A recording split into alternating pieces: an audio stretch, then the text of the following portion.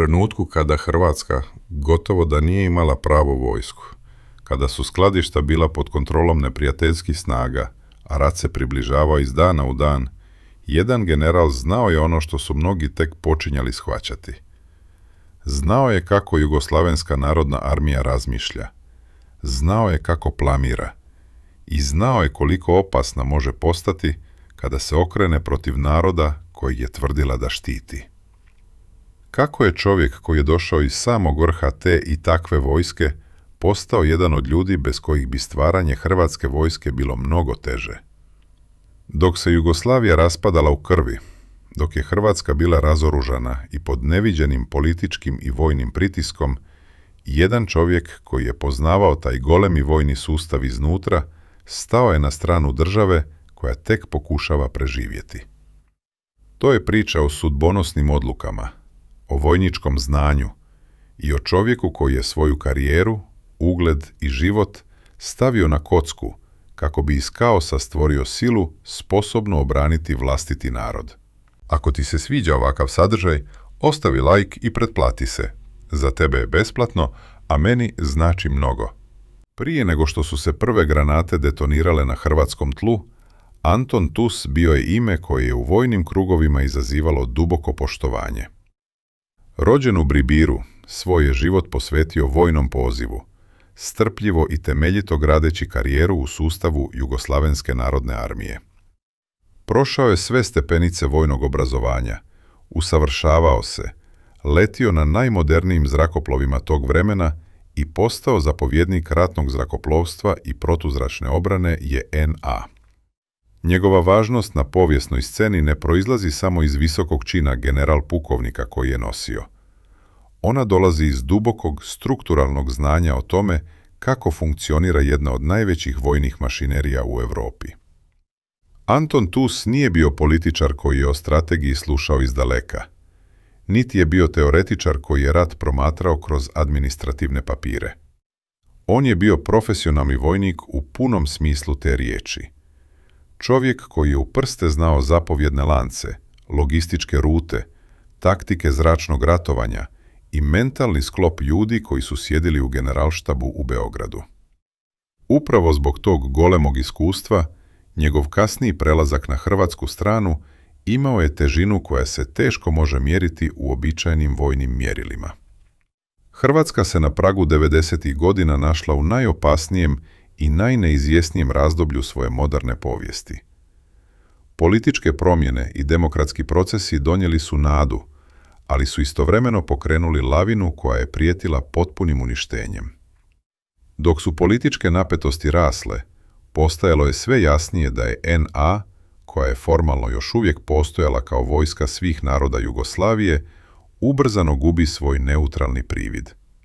Ona je postajala instrumentom jedne agresivne politike koja nije prihvaćala hrvatsku samostalnost.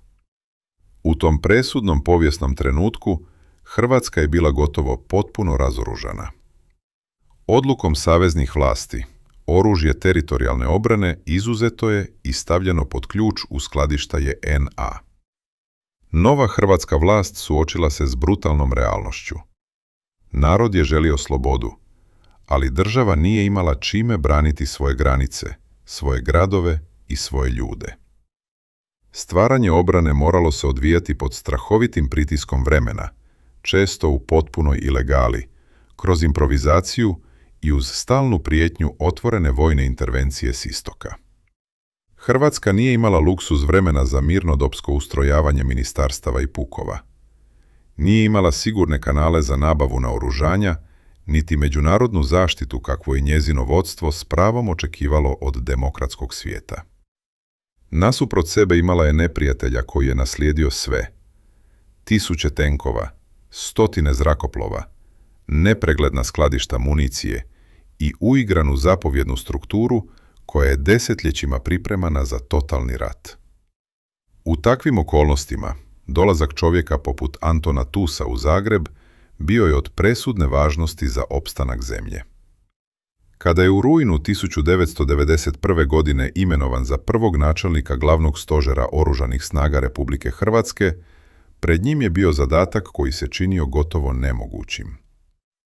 Trebalo je preustrojiti obranu i stvoriti funkcionalnu vojsku u hodu, dok su neprijateljske snage već prodirale duboko u hrvatski teritorij.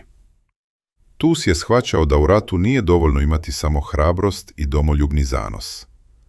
Hrabrost može zaustaviti jedan napad na barikadi, može sačuvati jedno selo na nekoliko dana, ali hrabrost sama po sebi ne može dobiti rat protiv organizirane armije.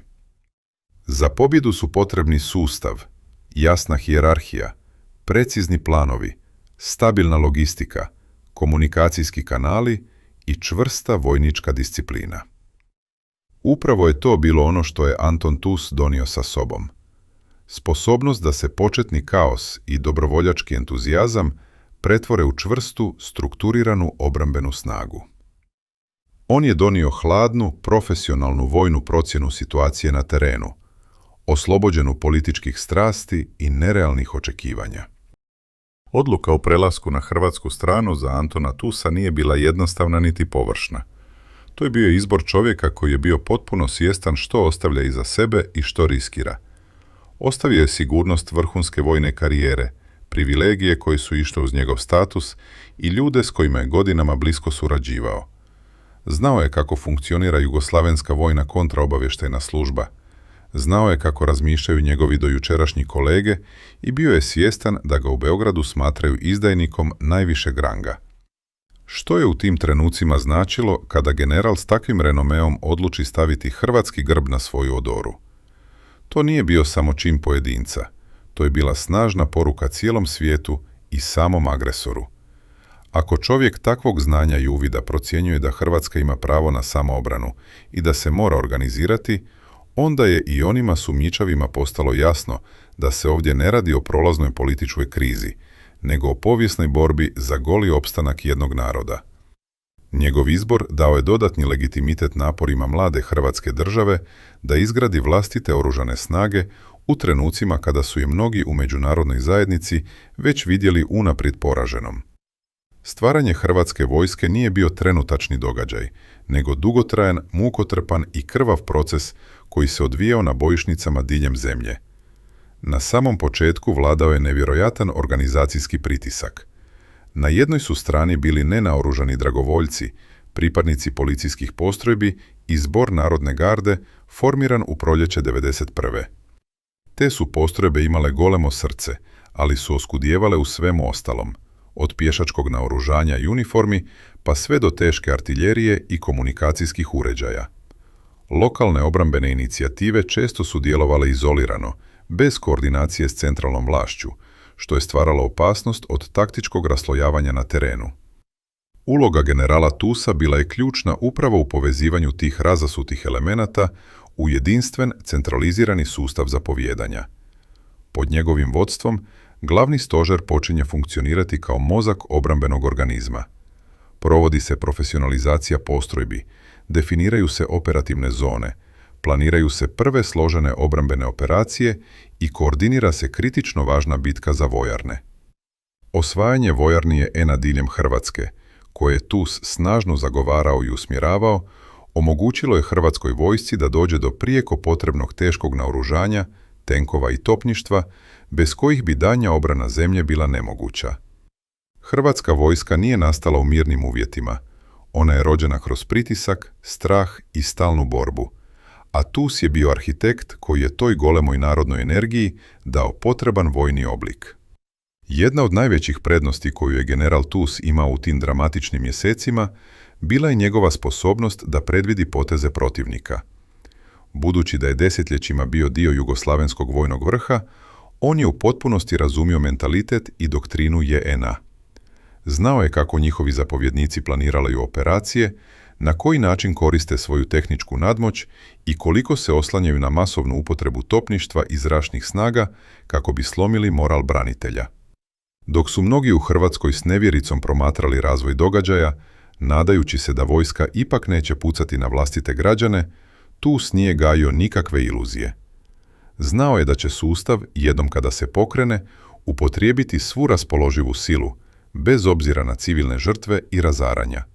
Ta mu je spoznaja omogućila da postavi realne obrambene prioritete, da prepozna ključne strateške točke koje se moraju držati pod svaku cijenu i da preusmjeri oskudne resurse tamo gdje su bili najpotrebniji.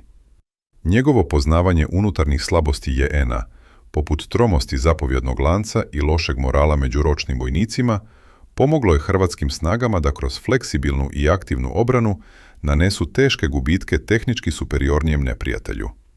Godina 1991. ostaće zapamćena kao najteža godina u modernoj hrvatskoj povijesti.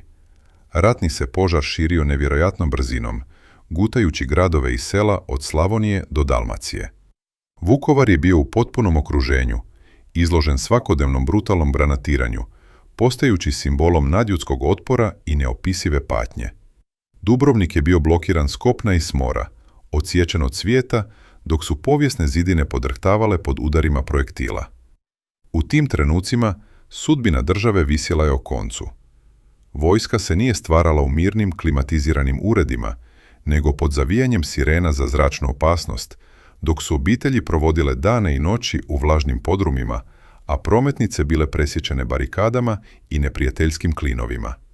Svaka općina, svako selo moralo je pronaći način kako preživjeti idući dan, dok je glavni stožer pod Tusovim vodstvom pokušavao od tih dramatičnih izoliranih bitaka stvoriti koherentnu obrambenu liniju koja će zaustaviti neprijateljski strateški prodor prema ključnim središtima države.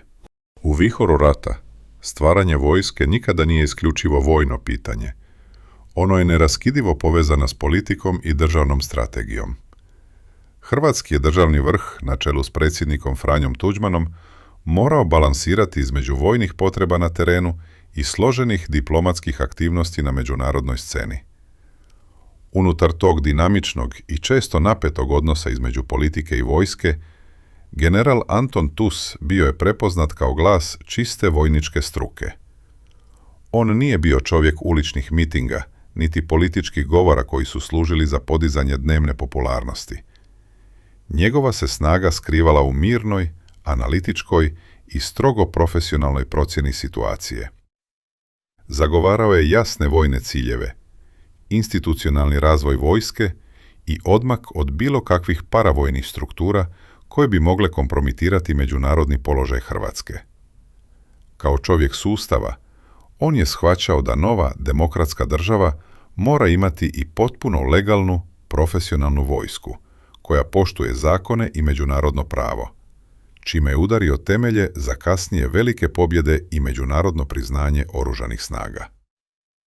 Povijest 90. godina na ovim prostorima izuzetno je složena, a vrijeme stvaranja države bilo je obilježeno ne samo borbama na bojišnici, nego i unutarnjim raspravama, različitim strateškim viđenjima i političkim previranjima.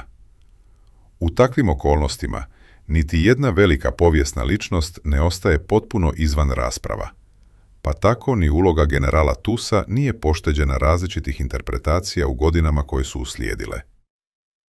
O pojedinim vojnim odlukama, smjerovima djelovanja i odnosima unutar samog vojnog i političkog vrha, u javnosti i historiografiji postoje različita tumačenja.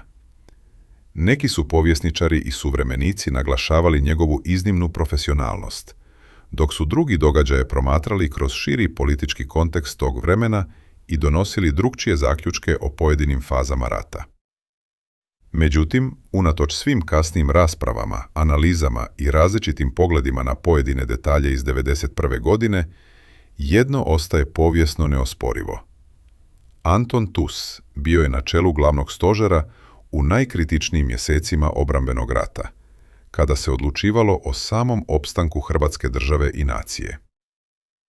Zašto je priča o Antonu Tusu važna za generacije koje dolaze i za publiku koja danas promatra te povijesne događaje s vremenske distance? Ona je ključna za razumijevanje kako je Hrvatska, usprkos svim prividno nemogućim izgledima, uspjela preživjeti 1991. godinu i stvoriti obrambeni sustav koji će kasnije donijeti potpunu slobodu. Povijest Domovinskog rata često se, sasvim prirodno, pamti kroz najvidljivije bitke, kroz neizmjernu hrabrost branitelja na prvoj crti i kroz imena zapovjednika koji su vodili postrojbe na terenu. No, iza svake uspješne obrane, Iza svakog sačuvanog položaja i iza svake oslobođene vojarne stoji ogroman, nevidljiv rad na izgradnji sustava. Anton Tus podsjeća nas da se država ne brani isključivo srcem i emocijama, iako su oni nužni pokretači u sudbonosnim trenucima. Država se brani znanjem, organizacijom, hladnom glavom i teškim odlukama donesenim u trenucima najveće krize.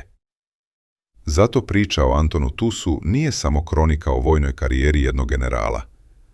To je duboko svjedočanstvo o vremenu kada je Hrvatska morala proći ubrzani tečaj iz izgradnje vlastite državnosti i obrambene moći.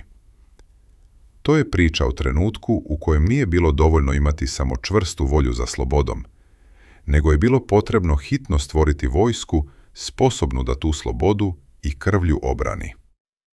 General koji je došao iz samog srca i vrha neprijateljskog vojnog sustava iskoristio je sve svoje znanje, autoritet i životno iskustvo kako bi pomogao Hrvatskoj da prebrodi početni šok, nadiđe improvizaciju i strah, te izgradi ono što joj je u tom povijesnom trenutku bilo najpotrebnije za opstanak i konačnu pobjedu.